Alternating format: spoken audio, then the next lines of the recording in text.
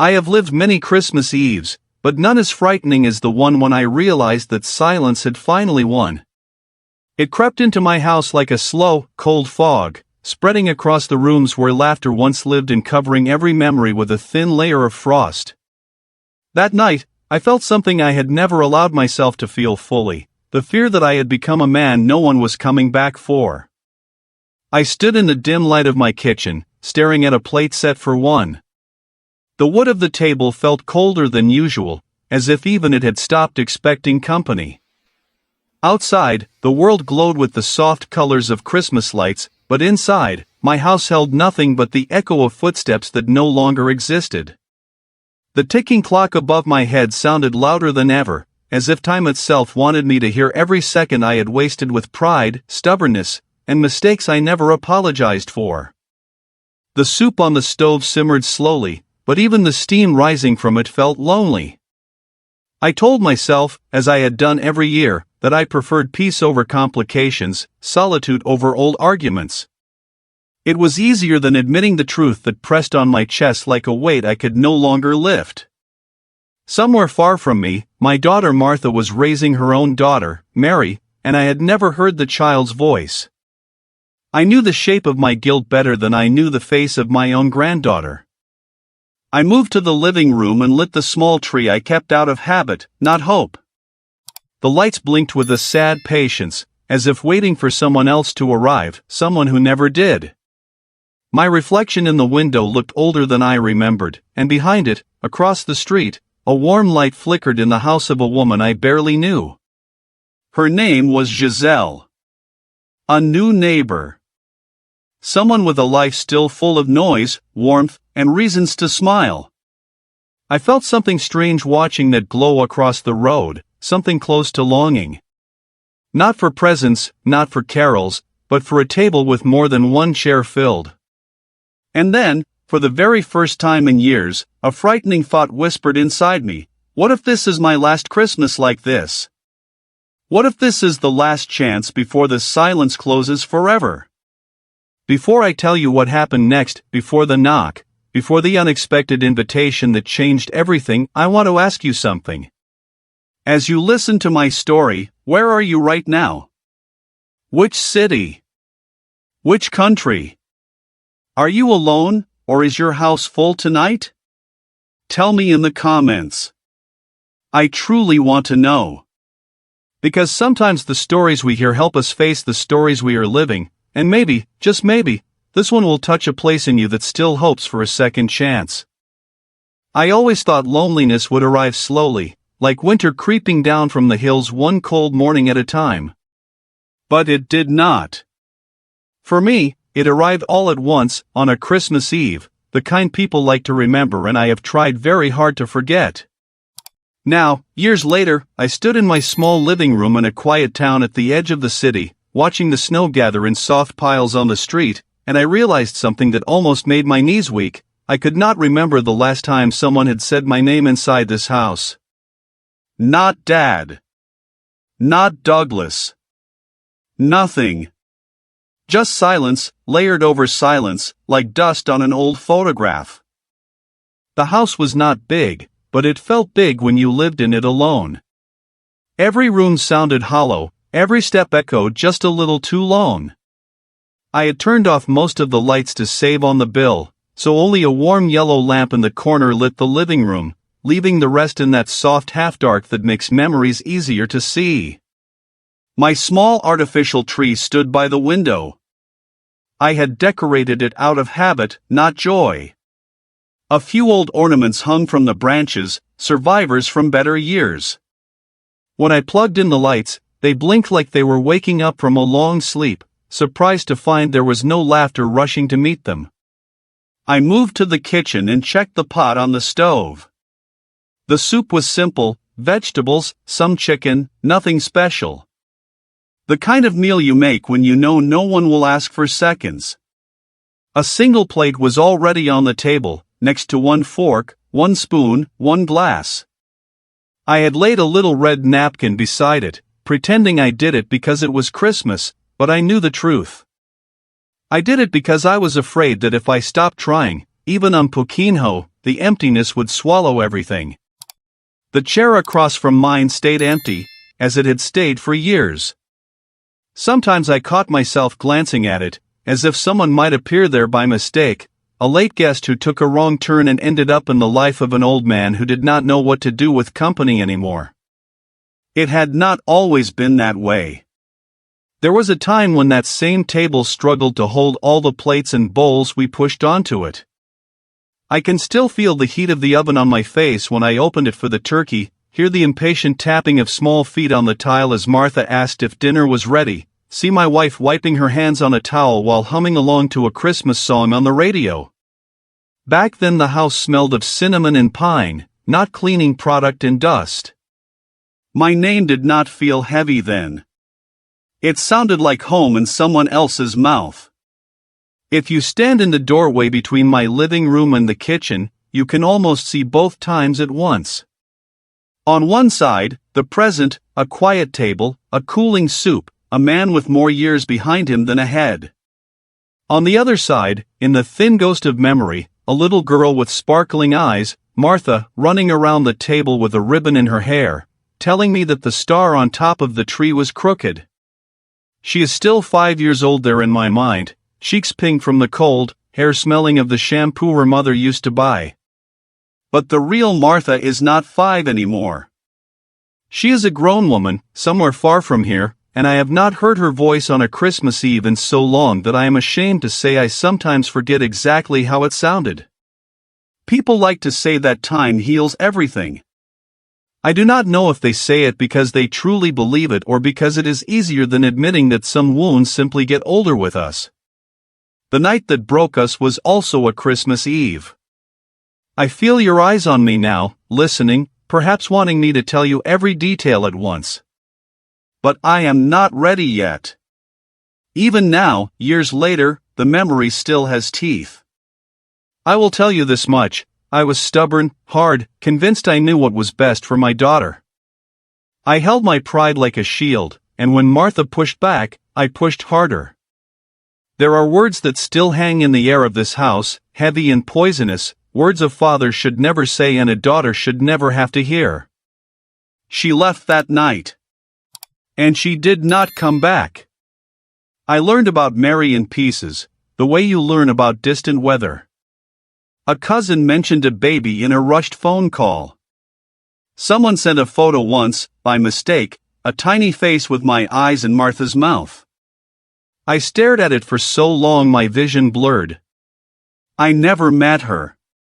I never held her. I never heard her call anyone grandpa. It is a strange kind of punishment, to know that somewhere out there a child carries your blood in your name, but not your presence. She grows, celebrates birthdays, learns to read, loses teeth, laughs at jokes, cries over small tragedies, and none of it passes through you. You exist, for her, as a story someone else tells or refuses to tell. Sometimes I would sit in my armchair, the one by the window, and imagine 2 different Christmas Eves running side by side. In one, the one you could see from the street, the house was dark and quiet, with a single old man inside, eating his soup alone, his television murmuring some holiday movie he was not really watching. In the other, invisible one, the one in my head, the door opened and closed every few minutes with people coming in, stamping snow from their boots, bringing gifts and noise. Martha would arrive with Mary, the girl running straight to the tree, her little hands touching every ornament. My wife would be alive in that version too, sitting at the table, laughing at something I said, touching my arm in that small familiar way. 2 realities, one that was, one that might have been, both living inside the same set of old walls. That Christmas Eve, the one when everything began to change, started like all the others after Martha left. I lit the tree. I set the table. I tried not to think too much. The town outside my window was calm, a small place not far from the big city, where people still greeted each other at the grocery store and waved from their cars.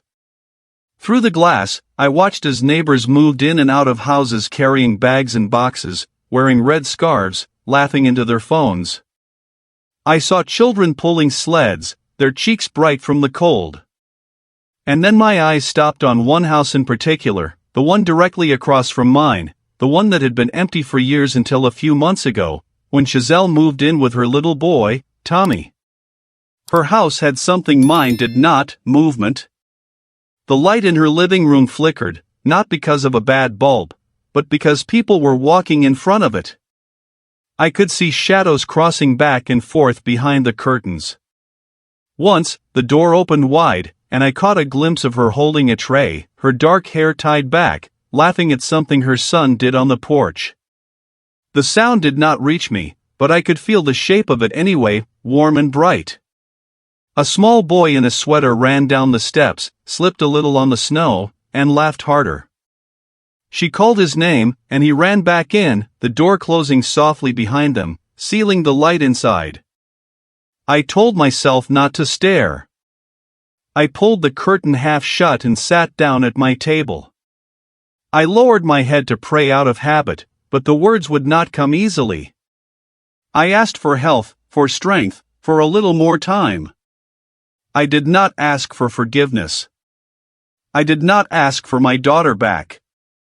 I think, deep down, I believed that kind of miracle was not for men like me.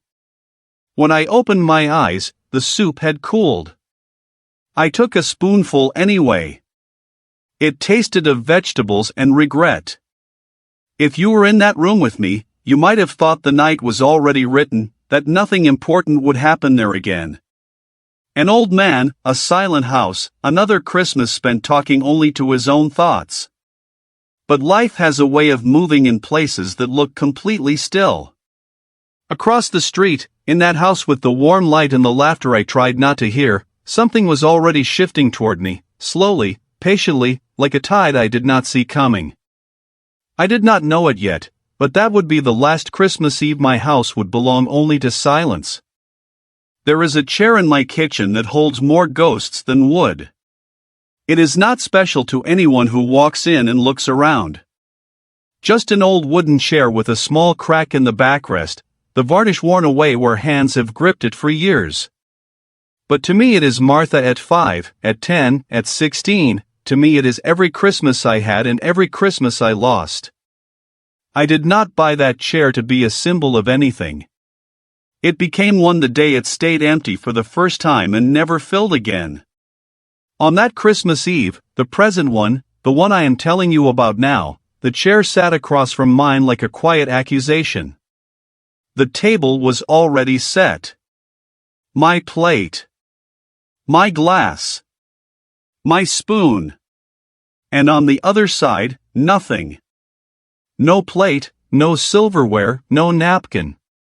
I had stopped pretending a long time ago.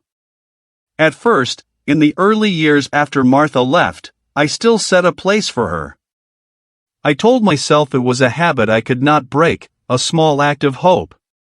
But the truth is that every empty plate I laid out became another proof that she was not coming. After a few years, I could not bear the ritual anymore. I let the chair stay naked, a bare piece of wood holding the shape of the daughter who chose a life without me.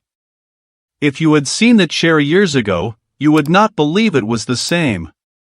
Back then it was never still. Martha climbed on it, spun it sideways, dragged it from the table to the counter so she could help her mother with the cookies. I can still hear the light scratch of its legs against the tile as she pulled it, the small grunt she made when it got stuck on the rug. She would stand on it to hang her paper ornaments higher on the tree because she said only the top branches were magical enough for her drawings. Once she fell, just a little tumble, nothing serious, but she cried like the world had ended. I remember picking her up, pressing her against my chest, smelling her hair mixed with flour and sugar, telling her she was safe. I remember how her tiny fingers clutched my shirt like I was the only solid thing in the room. When you are a father, you think those moments will last forever. You think the smell of your child's hair, the sound of their laughter, the weight of them sleeping against your shoulder, will live in your house as long as you do. You never imagine that one day your hand will reach for that small back to guide it through a doorway and find only air. I did not notice the change happening at first. It is strange how you can be in the same house with someone you love and not see the slow turning of their heart away from you. Martha grew, the way children are supposed to grow, but I stayed the same in all the ways that mattered. I worked hard. I came home tired. I believed that providing was the same thing as loving. When she was a teenager, she started looking at me differently, like I was a wall she could not climb. I thought it was just age, just mood, just a phase. I told myself I was the father, the one who knew. She should listen, I thought, not question. I carried the world on my back, or at least that is how I liked to see myself. It never occurred to me that some of that weight was made of words I refused to say. I am proud of you. I am sorry. I was wrong. There were arguments long before the last one. Small storms that passed quickly, or so I believed. She would say I never listened. I would answer that she was being dramatic. She would tell me she felt invisible. I would tell her to stop making everything about feelings. Her mother tried to stand in the middle, but she was tired too, tired of patching up the cracks we both pretended were not there. In those days the chair still held her body every night at dinner, but her heart was already standing up, already walking toward the door. I just did not see it. Or maybe I did and chose not to. It is hard to admit that the loss you blame on others began with your own hands. The Christmas that broke us sits in my memory like a shard of glass. It had begun beautifully, at least on the surface. The tree was tall that year, a real one, its smell filling the house. The radio played carols, the oven warmed the kitchen, the snow outside made the windows glow with a soft light. Martha had been quiet all evening, moving slowly from the living room to her room, coming back with a look I did not know how to read. Her mother's eyes followed her, worried, but I focused on the turkey, on the timing, on the small practical things I knew how to control. Maybe you know this feeling too, that strange safety in focusing on the recipe instead of the relationship. At some point, words were said. I will not repeat them all now. Some of them belonged to Martha, sharp with years of pain I had refused to acknowledge. Some of them were mine, heavy with fear that I disguised as authority. She spoke about feeling alone even when we sat at the same table. She spoke about dreams I had dismissed with a wave of my hand, a tired sigh, a look that said she was foolish for wanting more than I thought practical. I answered with rules, with threats, with the cold logic of a man who believes he is keeping order when in truth he is losing his family. One sentence carried the weight of all the others. She said she could not stay with a father who loved being right more than he loved her. I threw back words I did not truly mean but also did not take back. The chair remembers the way she stood up. The way it scraped the floor one last time. The way her plate remained half full, the way her napkin fell to the ground like a surrender flag no one picked up. She walked to the door and for the first time I did not follow. Her mother called after her, voice shaking, but I just sat there, jaw clenched, anger burning through the fear I refused to admit I felt. The door closed behind Martha and the sound of it should have torn me apart. Instead, I told myself she would be back. That she was overreacting. That she needed time to think and would return when she calmed down. Pride is a very convincing storyteller. Days passed. Then months. Then years. Phone calls went unanswered. Letters came back. Messages from relatives told me Martha had moved, had a job, had a life far from me. Eventually, I heard about Mary. My granddaughter. My second chance, wrapped in the shape of a small girl I was too stubborn to chase. I told myself I was respecting boundaries. I told myself I did not want to push, did not want to make things worse. The truth is simpler and uglier. I was afraid she would refuse me to my face. It felt safer to suffer in imagination than to risk a real rejection. So the chair stayed empty. Every Christmas I would glance at it and see a different version of what might have been. Martha at 20, bringing home a boyfriend. Martha at 25, holding a baby in her arms. Mary at 5, sitting there with her legs too short to reach the floor, swinging them as she told me about school, about friends, about a world I knew nothing about. In my mind they filled the room with stories. In reality, the only sound was the ticking clock. Past and present sat together at my table every night. One side full of ghosts, the other side full of a man who did not know how to forgive himself. On that particular Christmas Eve, as the soup cooled and the lights on the tree blinked softly, I let my eyes rest on the empty chair longer than usual.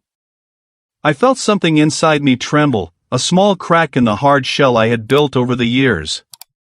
For a moment, I almost stood up, almost reached for the phone, almost dialed the number I had memorized and never used. Almost. The word that follows cowards and late repentances. Then I sighed, told myself it was too late, and lifted the spoon to my mouth. If the story ended there, it would be just another tale of a man who waited too long to change. But life, as I said, has a way of moving even in stillness. While I stared at the chair that no one sat in, another chair, in another house across the street, scraped the floor as a little boy named Tommy climbed up to reach his own plate. His mother, Giselle, moved around him with the speed and warmth of someone who has no time to waste on pride. They laughed, and the sound, though muffled by walls and glass, slipped under my door anyway, as if the night itself had decided that my house had been quiet for long enough. I did not know it yet, but that laugh was already on its way to me, carrying with it an invitation strong enough to pull another chair back to my table. The first thing I noticed about Giselle's house that Christmas Eve was the sound. Not the music playing faintly from her living room, not the soft thud of footsteps on the wooden floor, not even the clatter of dishes being set on the table. It was the laughter. Light, warm, alive in a way I had almost forgotten laughter could be.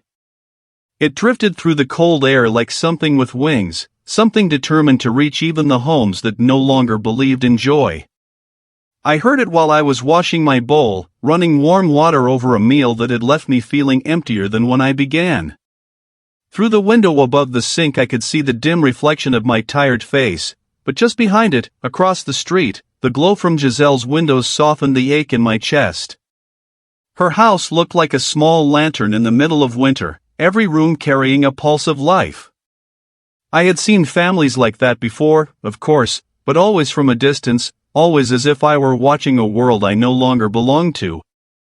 Tommy's laughter rose suddenly, sharp and joyful, and I paused with the dish still in my hands. Children laugh differently from adults. There is no hesitation, no need to pretend. Their laughter is whole, unbroken. It reminded me instantly of Martha when she was little, the way she used to giggle uncontrollably when I pretended to lose a game on purpose, or when her mother spun her around the kitchen, both of them dizzy and happy. I felt that memory slice through my chest with a strange mixture of sweetness and pain. I dried my hands and walked to the living room, trying to distract myself by straightening one of the ornaments on the tree. I told myself I should read something, turn on the TV, anything to stop thinking. But then another sound came, unexpected, unmistakable, footsteps on my porch. Light ones at first. Then firmer. A soft knock. I froze. For a moment I actually looked around my house, confused, as if expecting to see someone else who should be going to the door. I had not received a visitor in so long that the simple sound of knuckles on wood felt unreal. My heart beat louder than the clock. I stepped toward the hallway, and before I even reached the door, I could see the shadow through the frosted glass. A woman's shape. When I opened the door, the cold rushed in, but it wasn't the cold that startled me. It was the sight of her standing there. Giselle. Cheeks flushed from the winter air, hair slightly messy in the way busy mothers never have time to fix, holding a small plate covered with aluminum foil like it was something sacred. Her eyes softened the moment she saw my expression. She said she didn't mean to disturb me, though her voice carried the kind of certainty people only have when they feel something is right.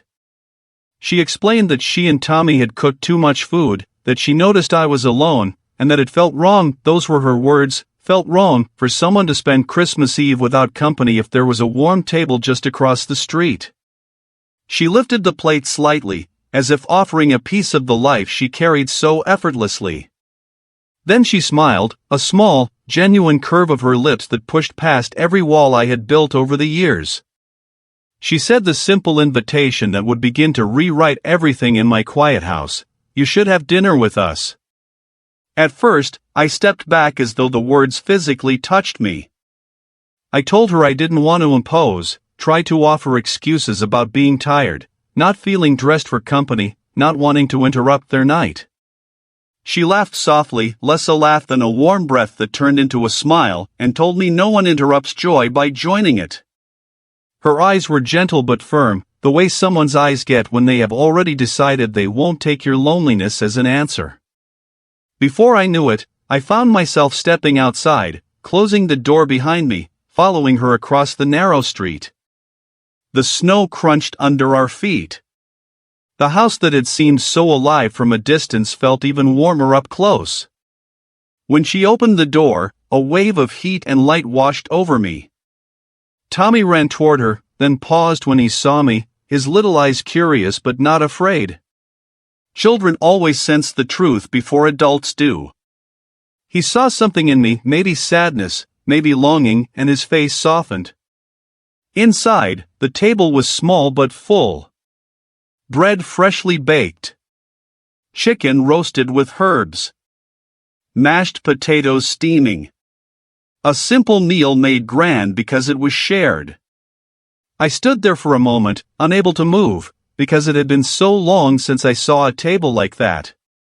Not the food is easy, but the warmth, the movement, the unguarded laughter filling the spaces between breaths. As I sat down, something inside me shifted, as if a long frozen part of my chest cracked slightly and let in a little warmth. Tommy told a story about dropping an ornament earlier that day, and Giselle listened with the kind of patience only love can teach. Watching them felt like holding a mirror to everything I lost and everything I had forgotten how to hope for. And before this chapter closes, before the night continues unfolding, I want to ask you something. Yes, you listening to my story right now. Where are you watching from? Which city, which country? Are you listening alone or with someone beside you? And tell me honestly, does this story remind you of anyone you know, a grandfather, a daughter, a family that stopped talking, a silence that lasted too long? Share it in the comments. Maybe you'll discover you're not as alone as you think. I did not expect to stay as long as I did in Giselle's house. I thought I would sit politely, eat a small portion, thank her, and return to my quiet life the way a man returns to a room he knows too well. But something about that house made time behave differently. Maybe it was the smell of rosemary coming from the oven, familiar enough to remind me of Christmases long gone.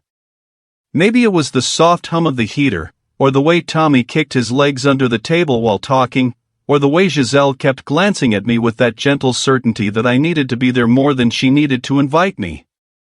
Or maybe it was the simple truth that I had forgotten how it felt to be part of a table. As we ate, I found myself listening more than speaking, as if the walls of her house were teaching me again how human warmth sounded. The sound was not loud. It wasn't the kind of chaotic noise I remembered from my own kitchen years ago. It was quieter, but alive, forks brushing plates, Tommy's laughter, the soft scraping of Giselle's chair as she stood to get more bread. Every little sound wrapped itself around my ribs like something determined to keep my chest from collapsing inward. At one point Tommy dropped a piece of chicken onto the floor, and Giselle shook her head gently and said that accidents were all part of growing up.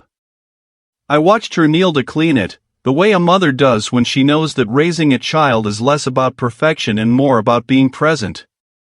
That simple gesture struck me harder than I expected. Martha had dropped food, spilled drinks, broken ornaments, drawn on walls, made mistakes that meant nothing and yet somehow became battlegrounds in our home. I told myself I was teaching her, preparing her for life, but now, sitting there watching Giselle wipe the floor with a warm smile, I felt the sharp edge of truth. I had been teaching Martha to fear disappointing me. I shifted in my seat, uneasy. The past and present collided so sharply inside me that for a moment I felt dizzy. Giselle must have seen something in my face because she rested her hand lightly on the back of her chair and asked if I was all right. I told her I was fine, though the words did not feel true in my mouth. She didn't push. She just gave a small nod, the kind of nod you give when you sense someone is hiding a wound but is not ready to show it. After dinner she brought out a small dessert, something she had baked with Tommy, a simple chocolate cake, unevenly iced but made with the kind of enthusiasm that makes anything taste sweeter. Tommy insisted I take the first piece. When he placed the plate in front of me, he smiled the way children do when they believe they have done something heroic. I thanked him, and something warm flickered inside me, something that felt dangerously close to hope. It was only later, when we moved to the living room with cups of tea, that the conversation shifted into dangerous territory. Not by intention. Not by planning. But life has a way of guiding people toward truths they have spent years avoiding. Giselle asked where I used to live before coming to that town. I told her. She asked if I had family around. I hesitated, then said I once did. She did not pry, but she listened in a way that encouraged the kind of confession that surprises even the speaker. I told her I had a daughter. She asked her name. I said it quietly, almost a whisper, Martha. It felt strange saying it out loud after so long, as if the name itself were a fragile thing that might break if spoken too loudly. Giselle froze. Not in fear, not in alarm, more like a sudden recognition passing over her face, the way someone looks when they find a puzzle piece in the wrong box. She repeated the name slowly, testing it, turning it over in her mind. Martha. Then she asked my last name, and when I told her, her hand tightened around her cup, just a little, so subtle I almost missed it. She looked at me carefully, her eyes narrowing not in suspicion but in understanding, and then she spoke a sentence that made the room tilt. That's strange. I knew a woman named Martha with that exact name. She used to talk about her father sometimes. My heartbeat stumbled. Something inside me turned cold and hot at the same time. I tried to swallow, but my throat felt tight. I managed to ask, though my voice barely rose above a whisper, if this Martha had a daughter. Giselle looked directly at me. Yes, she said softly. A little girl named Mary. The world around me blurred. The clock on the wall ticked, but I did not hear it anymore. The warmth of the house wrapped around me, but I felt a coldness rising from the inside instead. I stared at Giselle, unable to move, unable to breathe properly. Mary. The granddaughter I had never held. The name I had carried as a shadow for years. Suddenly spoken aloud in a stranger's living room. Giselle seemed to realize what she had stepped into. She opened her mouth to apologize, but the truth was already there, between us, heavy and unavoidable. She placed her cup down carefully, as if afraid that any sudden movement might shatter the moment. I asked, barely forming the words, how she knew them. She explained she had once worked in the same hospital where Martha brought Mary for checkups. They talked sometimes, not often, but enough for Giselle to remember certain details I had not heard in years. Martha had spoken of leaving home young. She had spoken of trying to build a different life. She had spoken of pain. She had spoken of me. My chest tightened so sharply that I had to place a hand over my heart. I stared down at my knees, blinking hard, trying to steady my breathing. Giselle leaned forward, not touching me, but close enough that I could feel her compassion reaching across the space between us. "She never said your name with anger," Giselle said softly. "Just sadness." I closed my eyes. For a moment the room faded, replaced by the image of Martha as a little girl climbing onto my lap, her small arms wrapped around my neck. I felt her weight, her warmth, her trust one had broken without realizing how deeply. And then, suddenly, the warmth of Giselle's house felt suffocating. I stood, thanked her in a strained voice, barely able to look at her. Tommy waved goodbye, but I couldn't even lift my hand. I walked out into the cold night air like a man trying to outrun his own shadow. Across the street, as I opened my front door with trembling hands, her words followed me into the silent house. "Mary. Martha. Sadness, not anger." I closed the door behind me and leaned against it, letting the truth finally settle in. For the first time in years, the silence inside my house did not feel empty. It felt full of everything I had lost, everything I had ignored, everything I still feared to face. When I stepped back into my house after leaving Giselle's, the warmth from her living room still clung to my clothes, but the moment the door shut behind me, the cold silence rose to meet me like an old habit.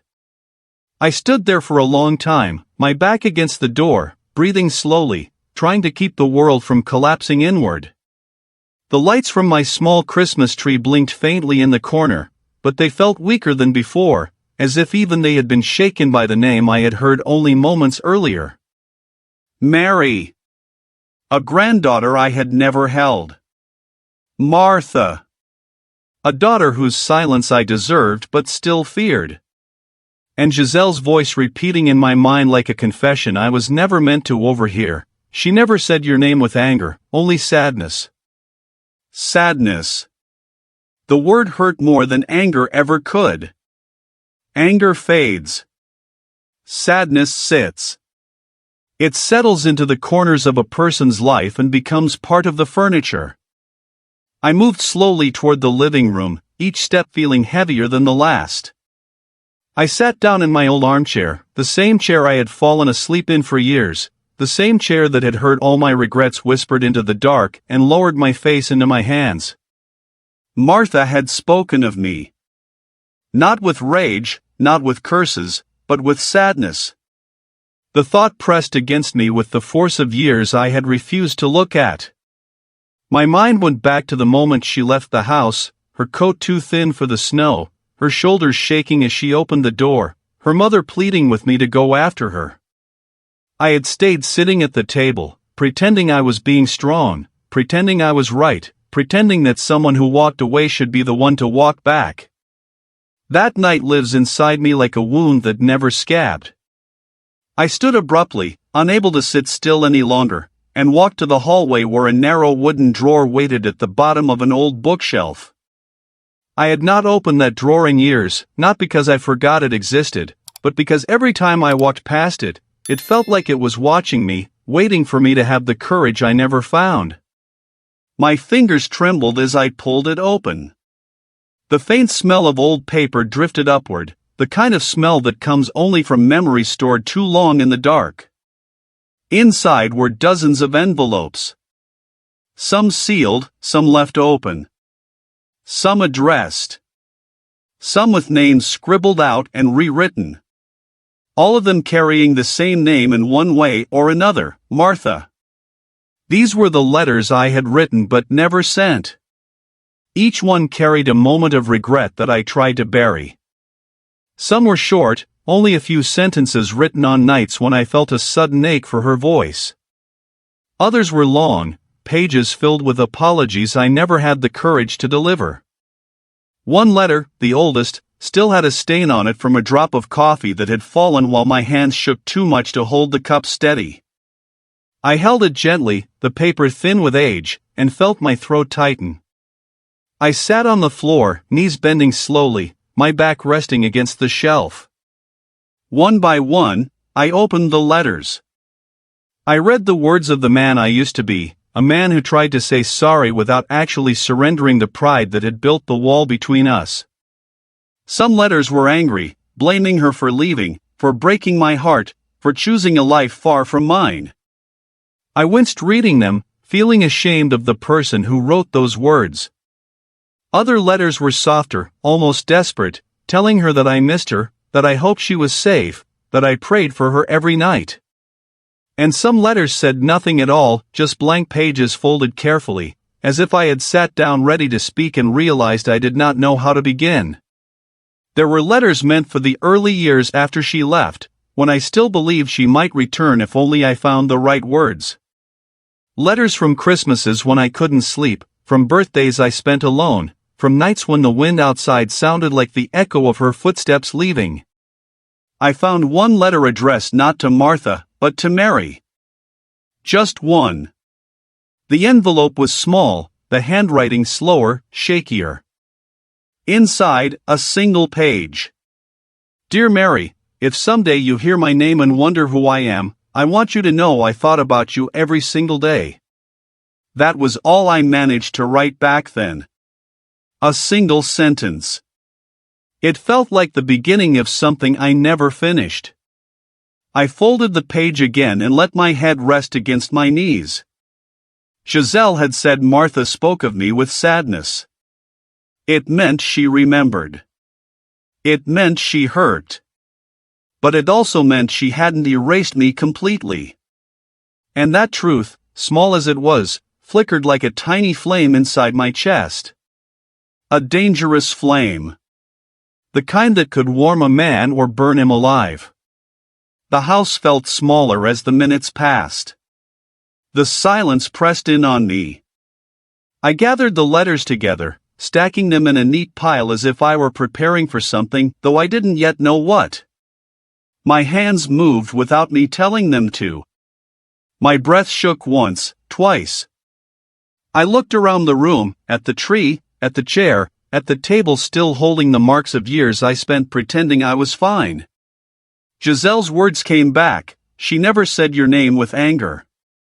Only sadness. Sadness is a bridge, if someone has the courage to cross it. Anger closes doors. But sadness leaves them cracked open, just enough for light or a person to slip through. My eyes burned. But I did not cry.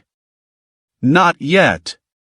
Instead, I went to the small desk by the window, lit the lamp, and took out a fresh sheet of paper. I smoothed it with both hands, slowly, carefully, like it was something fragile. And for the first time in years, without hesitation, without excuses, without pride, I began writing a new letter. Not a letter full of fear. Not a letter full of defense. A letter of truth. A letter of surrender. A letter that might finally reach her if I found the courage I had lacked for half my life.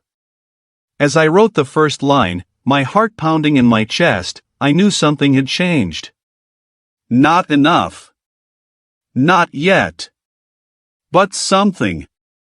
The silence in the house seemed to shift, not gone, but listening. And I realized that for the first time in many, many years, I wanted to be forgiven more than I wanted to be right. I wrote that letter as if the years had been waiting behind my shoulders, watching me, whispering truths I had tried to bury in silence. The paper trembled slightly each time my hand moved across it, and I don't know if it was because of the cold or because I was finally opening a part of myself that had grown stiff from being locked away too long. I wrote without stopping, letting every word fall like a confession I should have made years earlier. I wrote about the day Martha was born, how terrified I was to hold her because she seemed too small for my clumsy hands. I wrote about the first time she ran into my arms after scraping her knee, the first time she called me Dad in that little voice that sounded like hope. I wrote about my failures, not the ones I justified with tired excuses, but the ones that carved holes in the people I loved. I wrote about her mother, about the nights we stayed awake waiting for Martha to fall asleep, talking about her future and how bright we believed it would be. I wrote about the Christmas that broke everything. I did not try to make myself look better than I had been. I didn't soften the hard truth. I let the shame sit there like a stain, because stains tell the truth. When I finally put the pen down, my hand ached. The letter was longer than any I had written before, but it was the first one that felt honest. I folded it carefully and placed it on the small wooden table beside the lamp, unsure what I would do with it. Send it. Burn it. Keep it. I didn't know yet. But something inside me felt lighter, almost like breath after years underwater. The house was quiet again, but it wasn't the same kind of quiet that had lived there before. This quiet felt awake. Watching. Waiting for something. I walked to the window and looked at Giselle's house across the street. Her lights were still on, though softer now, as if the home itself was drifting toward sleep. I could almost see her sitting in her armchair, reading a book, Tommy already tucked under blankets, dreaming without fear. I did not know that while I stood there looking at that peaceful little house, something was already happening inside it, something small, almost ordinary, but strong enough to shift the course of an entire family. Giselle could not sleep. She told me this later, but even then, I could feel, somehow, that the night had not finished with any of us yet. Maybe she kept thinking about the look in my eyes when she said Martha's name. Maybe she kept replaying the small tremble in my hand when she mentioned Mary. Maybe the sadness she saw in me was one she recognized from her own life, a sadness she had learned not to ignore in others. Whatever the reason, Giselle sat in her living room, her phone in her hand, staring at a small contact name she hadn't used in months, Martha. They were not close friends, not the kind who share secrets or birthdays, but close enough for Giselle to have her number. Close enough for her to know that sometimes a stranger's courage is the only thing standing between a broken family and a second chance. She hesitated. She told me she did. She didn't want to bring pain to either side. She didn't want to interfere where she didn't belong. But she also knew that silence can be a cruel thing. Silence can convince you that nothing can change when, in truth, everything is one word away from beginning again. So she wrote a message. Short. Careful. But honest. Hi, Martha. It's Giselle, from the clinic. I hope you're doing well. I wanted to tell you something, and I hope it doesn't upset you. I recently moved to a small town outside the city. My neighbor's name is Douglas. I think it might be your father. She paused before sending it. She read it 3 times. She wondered if she should delete it. Then she thought of Tommy. How she would want someone to tell her if he ever grew up lonely, broken by mistakes no one dared to help fix. So she pressed send. Across the miles, in another city, in another life, a phone lit up. And somewhere, maybe in a small apartment, maybe in a quiet kitchen, maybe sitting on her couch after putting Mary to bed, Martha read the message. I didn't know it at the time, of course. I didn't hear the small vibration of her phone. I didn't see the way she froze when she saw my name. I didn't hear the sharp breath she pulled in through her teeth, the kind you take when an old wound suddenly reopens. But I felt something shift inside me. As if the universe had turned a page without asking if I was ready. Minutes passed. Then more. Giselle sat in her chair, waiting, her heart tight with uncertainty. And finally, a reply appeared. It wasn't long. It wasn't gentle. But it wasn't silence either. I don't want anything to do with him. Please don't mention his name again. Giselle stared at the message. She almost accepted it. Almost let the night end there. But then she remembered the way my eyes looked when she said Mary's name. That look of a man holding his breath at the edge of regret. So she sent one last message. He looked sad, Martha. Really sad. I just thought you should know. This time, there was no immediate reply. The message stayed there, unanswered, like a knock on a door no one knew whether to open.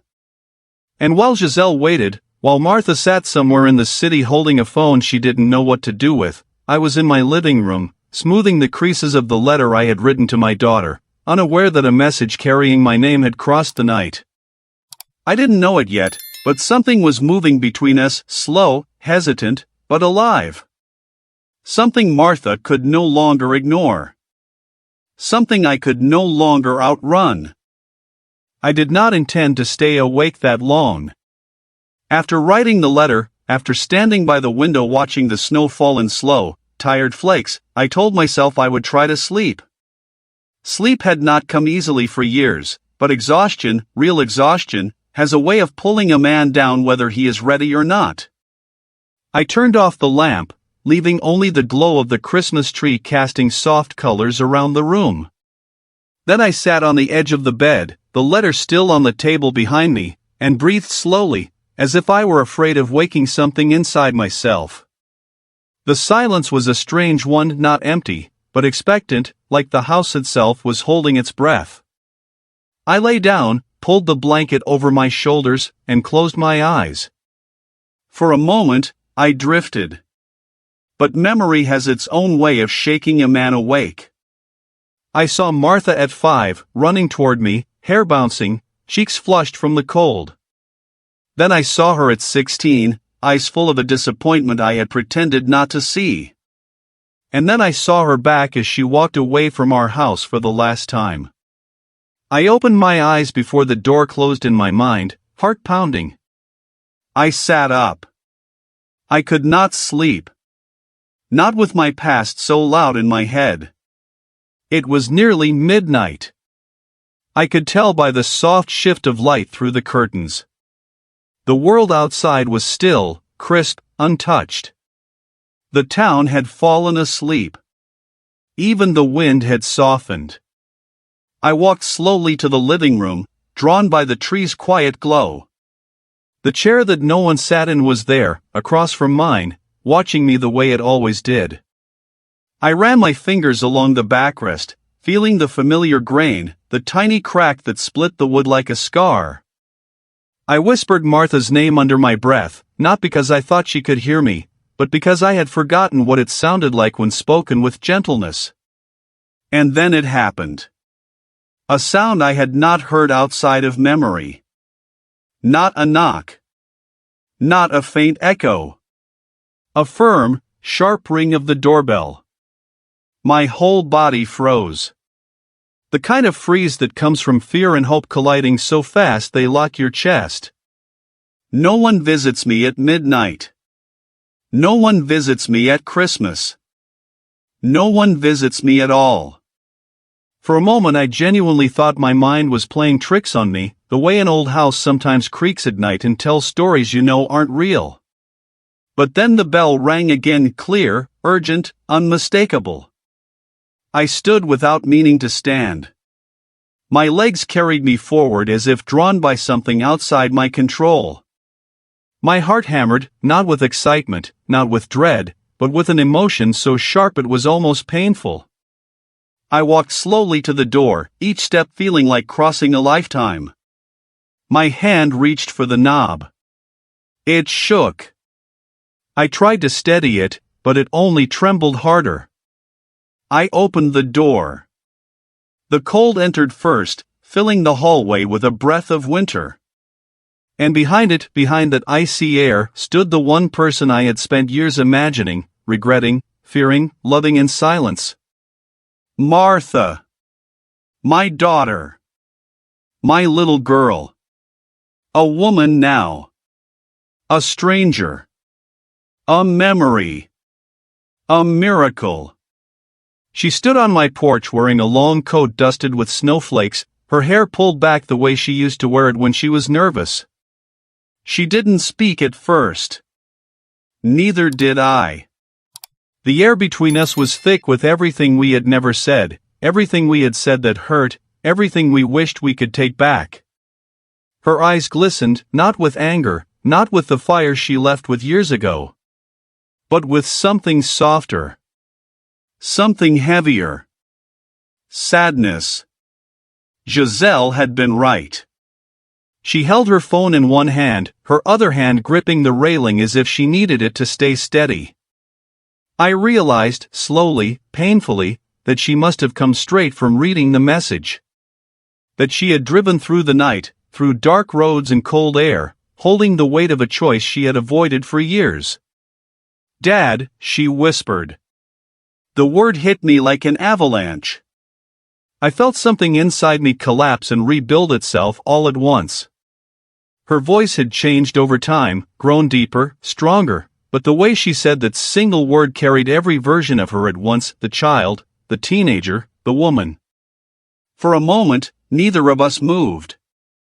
We simply stood there, two broken pieces staring at each other under the trembling lights of my porch. I wanted to speak. God knows I tried. I opened my mouth, but the years caught in my throat like stones. Martha lowered her gaze, her shoulders rising and falling with a breath she had been holding for far too long. "I don't know why I came," she said softly. "Maybe I shouldn't have." Her voice cracked on the last word, and something inside me broke cleanly. Not like shattering, more like a seal finally releasing. I stepped forward, only half a step, barely enough to count, but she lifted her eyes again. Tears pooled at the edges, reflecting the Christmas lights behind me. "I hurt you," I whispered. "I hurt you so badly." She blinked hard. "And you let me walk away." The truth landed between us with the weight of a lifetime. "I know," I breathed. "Martha, I know." She pressed her lips together, fighting the tremor in her chin. She looked older than the girl I remembered, but younger than the pain she carried. Then she asked the question she had been carrying inside her for years, the question that held everything we had become. "Why didn't you ever come after me?" I closed my eyes. The cold from outside met the warmth inside my home, creating a faint cloud of breath between us. I felt every excuse, every justification, every foolish prideful argument I had used to protect myself. And I let them die. Because I was a coward, I said. And because I didn't know how to fix what I broke. The admission slipped out of me like a confession from a man who had been holding his breath for too long. Martha swallowed hard. Her hand loosened on the railing. She looked past me into the house, at the tree, the empty chair, the letter on the table she couldn't yet see. "Can I come in?" she whispered. I didn't answer with words. I stepped aside. She walked in slowly, like someone entering a childhood memory and finding it changed. I closed the door behind her. Not gently. Not dramatically. Just closed it. For the first time in years, the silence inside my house shifted into something living.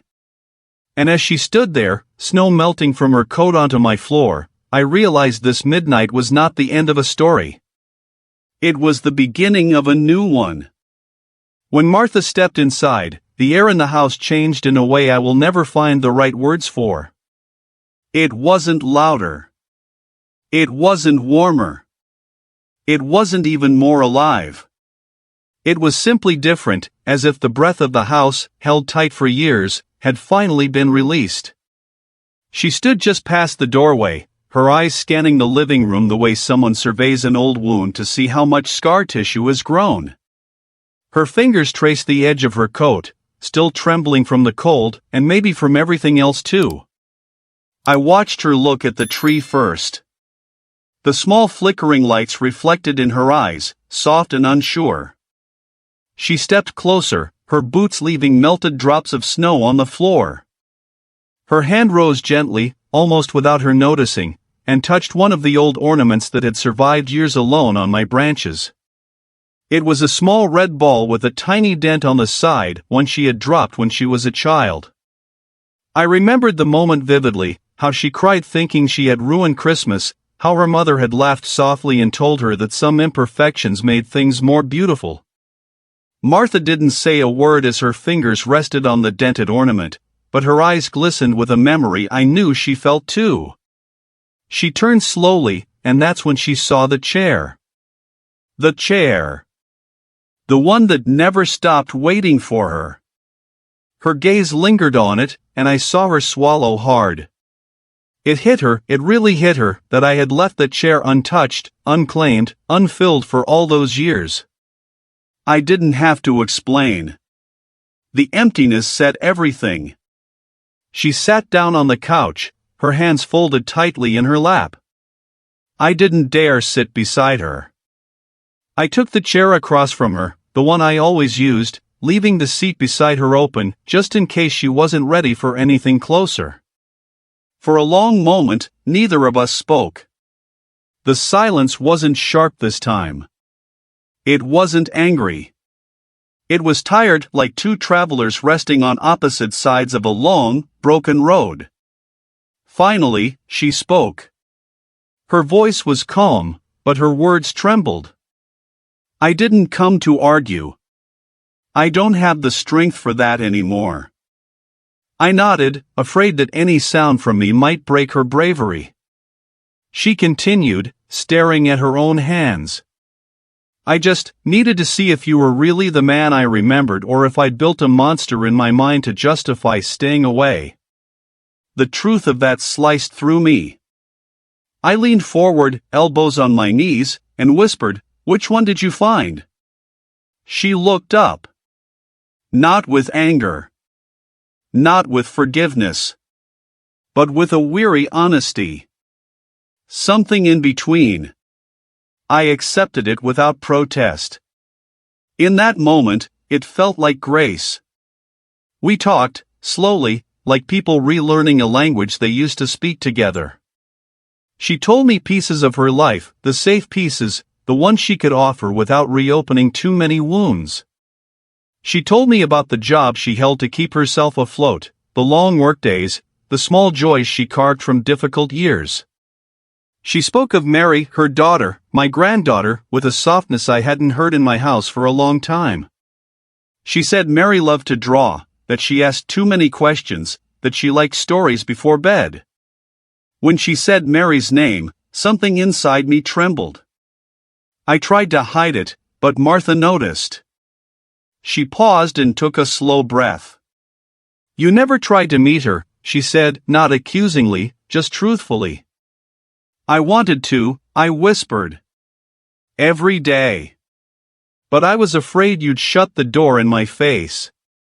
And maybe I thought I deserved that. She looked away, her jaw tightening. You hurt me, she said quietly. You made me feel small, like everything I wanted for my life was foolish. I know, I said, resting my hand over my heart. And I'm sorry. Not as an excuse. Not as a father asking for something. Just, sorry. She blinked quickly, pushing back tears, not out of anger, but out of exhaustion from carrying that truth alone for too long. Then something unexpected happened. A soft knock sounded outside. Not loud. Not urgent. Just a gentle tap, one that belonged to someone with kind hands. Before I could rise, the door creaked open slightly and Giselle peeked in, holding a mug of tea in each hand. I didn't want to intrude, she said softly, but I made too much and thought, maybe you two could use something warm. Martha wasn't startled. She looked at Giselle with a mix of surprise and gratitude, as if the presence of another gentle soul gave her permission to breathe. Giselle stepped in slowly and placed the mugs on the table.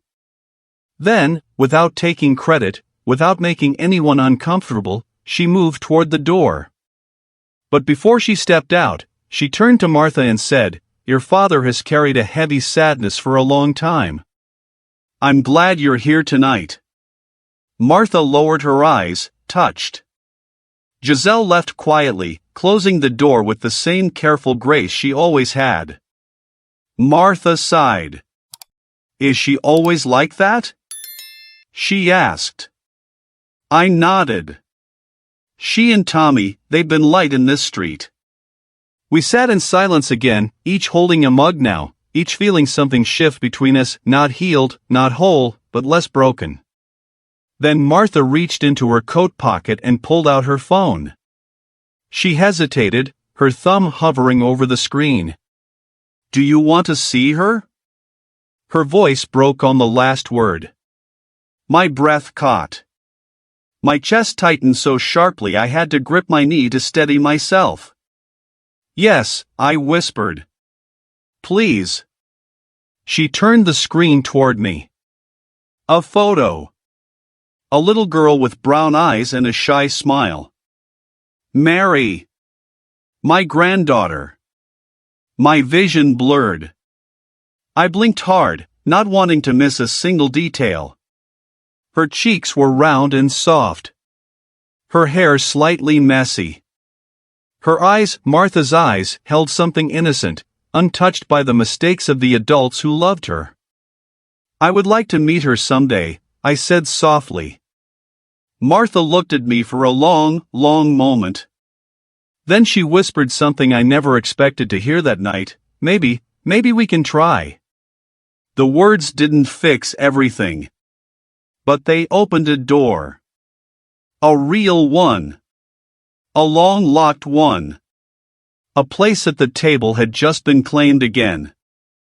The morning after that Christmas Eve felt different from every morning I had known in years. Not louder, not brighter, just different in a way that felt almost fragile, as if any sudden movement could break whatever miracle had settled quietly inside my house during the night. I woke up slowly, my body stiff from the weight of too many emotions carried in too few hours. For a moment, lying there in the gray light, I wondered if everything I remembered was a dream. The doorbell, Martha standing on the porch, her voice trembling between hurt and hope, the picture of Mary glowing on her phone. But when I walked into the living room, the faint imprint of her boots on the rug told me the truth. She had been here. She had sat on my couch. She had spoken to me. And she had left the door cracked open between us for the first time in years. I stood in front of the Christmas tree, the soft blinking of the lights reflecting on the window. The house felt awake in a way it hadn't felt in a long time. Not healed. Not whole. But awake. As if some long-frozen part of the walls had thawed during the night. The empty chair across from mine didn't feel like a grave anymore. It felt like a place waiting for something that might finally come. A memory rose inside me, uninvited but gentle. Martha at 8 years old, sitting cross-legged under the Christmas tree, unwrapping a small wooden music box her mother had found in a thrift shop. When she opened the lid and the tiny ballerina spun in slow circles, she gasped like she had discovered the secret of the world. She turned to me and said, "Dad, some things are beautiful because they survived before they found us." I hadn't understood her then, not fully. But now, standing in my quiet living room, I felt that sentence settle inside my chest like truth coming home. Hours passed slowly. I didn't call Martha, I didn't want to push. I didn't want to rush anything fragile. I didn't want to lose what had just begun. Instead, I cleaned the house. I made tea.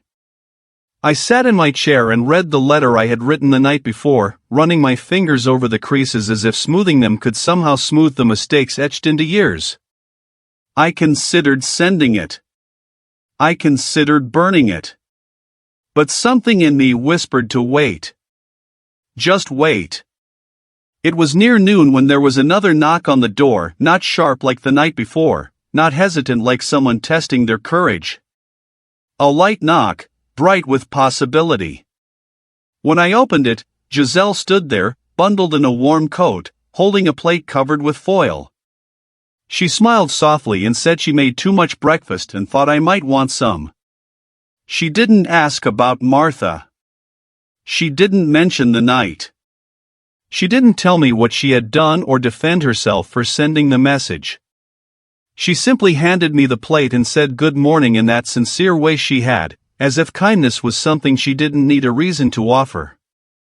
Before she walked back across the street, she turned once and said, "Douglas, sometimes it takes only one brave night to undo years of silence." Then she smiled and went her way, leaving the winter air to fill the doorway behind her. I ate at the table, my table, slowly, thoughtfully, letting the warmth settle into a house that had grown cold for too long. And I realized something as I ate. The chair across from me didn't feel empty anymore. It felt expectant. It felt possible. By late afternoon, the sky had begun to darken again, the way winter skies do, fast and quietly. I sat near the window, watching children drag sleds through the snow, their laughter carrying faintly through the cold air. I was about to close the curtains when I saw a small figure approaching the house from down the street, holding a woman's hand. My breath caught. My heart stumbled. Martha. And beside her, Mary. A small girl bundled in a pink winter coat, her hat slightly crooked, her step slow but curious, her dark eyes scanning the world with that pure wonder only children have. I froze, gripping the windowsill to steady myself. Part of me thought I was imagining them, creating a dream too bold for my own heart. But then Mary looked up at Martha and pointed toward my house with a shy smile, and I knew this was real. The knock on the door was soft. I opened it slowly, almost afraid that if I moved too quickly, the moment would vanish. Martha stood there, cheeks red from the cold, eyes unsure but braver than the night before. Mary stood half hidden behind her leg, peeking at me with wide, gentle eyes. "Hi," Martha said quietly. We were in the area. And Mary wanted to see the Christmas lights.